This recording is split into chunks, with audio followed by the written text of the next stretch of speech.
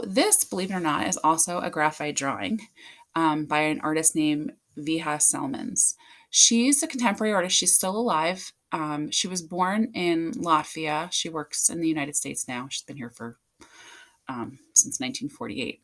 But if you think about the years, 1938, born in Latvia, not a great time to be in Europe, right? So during World War II, the Germans and the Soviets were fighting for Latvia. Her family escaped from the war zone and then lived in a series of refugee camps. So she had it pretty tough.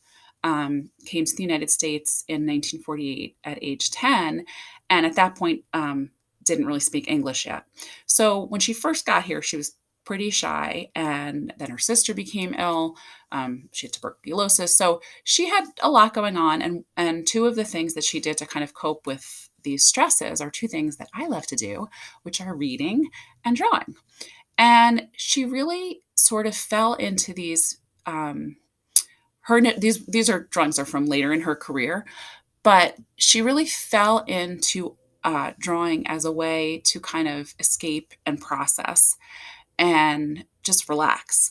And even her later work, like these wave drawings, and she did many of them, you can kind of see that there's sort of like a meditative quality in the really careful approach to getting all of those implied lines. So if you were to zoom in on this, every single thing here, there's no outlines, there's no direct lines. Everything is a light next to a dark, a light next to a dark.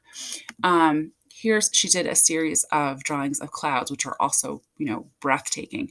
I do want to point out that she worked from photographs. She does work from photographs for her graphite drawings. And she says that's part of her process, is thinking about like being one further step removed from nature. So sometimes I really appreciate drawing things from life and drawing things in nature and drawing objects that are actually in front of me. And having you guys do that too, that's not something that she always values. Sometimes she's really looking at that sort of quiet that comes when you're further removed from whatever it is you're drawing. I just wanted to show you, this picture is actually a link, just so you could see some of her larger bodies of work. So these are ocean. This says paintings. There's paintings and drawings here, but just so you can see that she did series after series after series, which, for many people I think would become boring, but for her, that's like part of the joy that she finds in it. And here's a drawing that she did of just ground, like just, the gravel and little bits of rock on top. And then she did a series of constellation and night sky drawings. So she has a lot of these series, which are, I think, really interesting to explore. And let me just read you these little quotes. So she talked about when she started doing graphite, I got really into it. I was obsessed. I pushed the limits of the pencil to hold the image and make for strong work. As I was working with pencil, I got into some of the qualities of the pencil itself.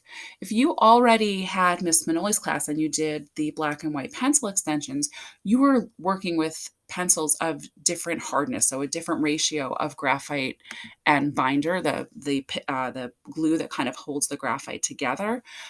If you have those at home and you want to experiment with them for this project, great.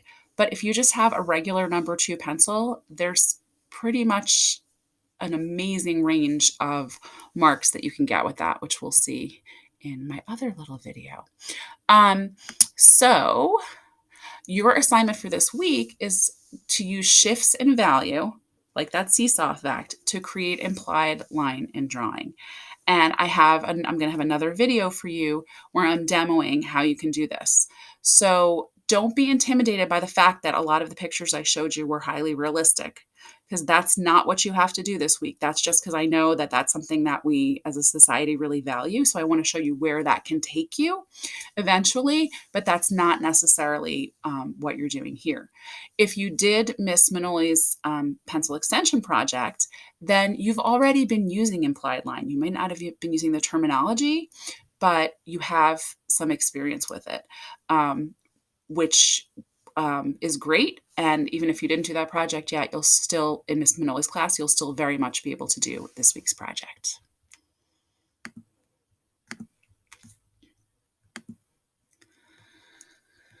Okay, let's see. cooler than it sounds.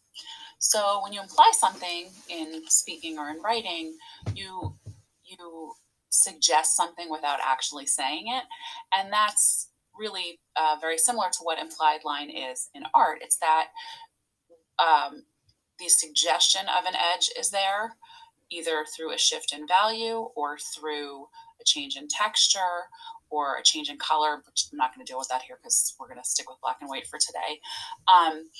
And the mind just kind of reads that edge. So if you look at this little optical illusion, right, we kind of see this white triangle as if it exists, but really there's so much negative space where it just bleeds from one into the other, but our mind kind of fills in those lines.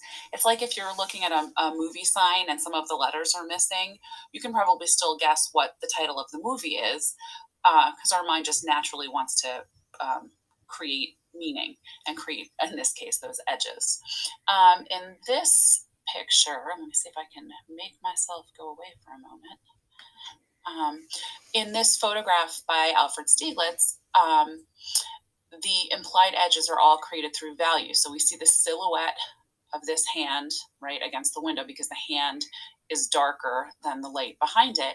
But what's really interesting is what's happening down here where the value shifts. So here the hand is darker than the mountain or whatever in the background, but then there's this shift because of the lighting situation where the edge of the hand and the wrist actually gets much lighter and the background becomes darker.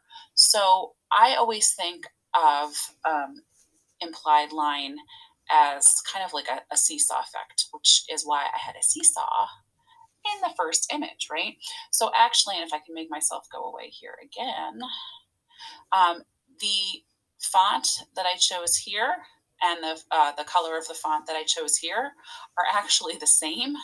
They just look very different because of the gradation, the shift across the slide from the lighter to the darker, right? So it's all about the relative darkness and lightness of things. Sorry, that's my sister's little dog that we're watching during this crisis, and she's very cute, but she's very yappy. Okay, this next slide, I'm going to show you, I'm going to bring myself back here, is to show you what